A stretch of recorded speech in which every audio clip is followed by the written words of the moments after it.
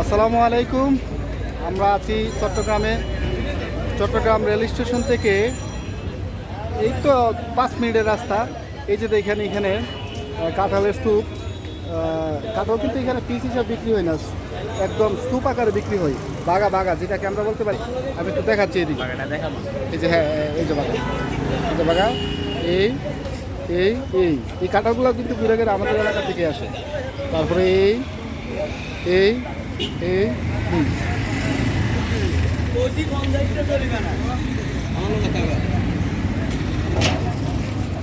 এই যে কাঁঠালের বোঝা আসছে, আরও আছে সামনে, এদিকে অনেক আছে। প্রচুর পরিমাণ কাঁঠাল এখানের মধ্যে উঠেছে বাজারে। এখন কাঁঠাল সম্পর্কে আমাদের খালেদ সাইফুল্লাহ কিছু বলবে। কাঁঠাল সম্পর্কে, কাঁঠালের বিচি এবং কাঁঠালের কুশ, একটা কাঁঠাল কত টাকা হবে? 50 বা এরকম না? এমনই হবে। তবে আমি বলতে চাই, বাংলাদেশের জাতীয় ফল হচ্ছে কাঁঠাল। এই কাঁঠালকে নিয়ে বলতে গেলে অনেক বলা যাবে, তবে আমি সংক্ষিপ্তভাবে বলতে চাই, এই কাঁঠাল খুবই উপকারী।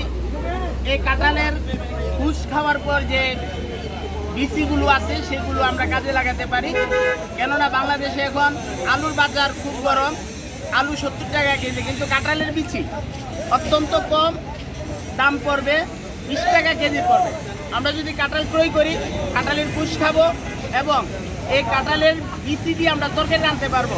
আলুর বদলে আমরা কাঁঠালের বিচি এখন থেকে ব্যবহার করব। আর এটার যে উপরের যে অংশটুকু আছে আমরা আঞ্চলিক ভাষায় গেতা বলে থাকি। এই গেতাটা আবার গৃহপালিত পশু গরুকে আমরা খাওয়াতে পারবো। এই হচ্ছে কাঁঠালের অনেক উপকারিতা। আমরা কাঁঠাল সবাই কিনবো এবং কাঁঠাল খাবো, স্বাস্থ্যের জন্য খুবই উপকারী জাতীয় ফল কাঁঠাল।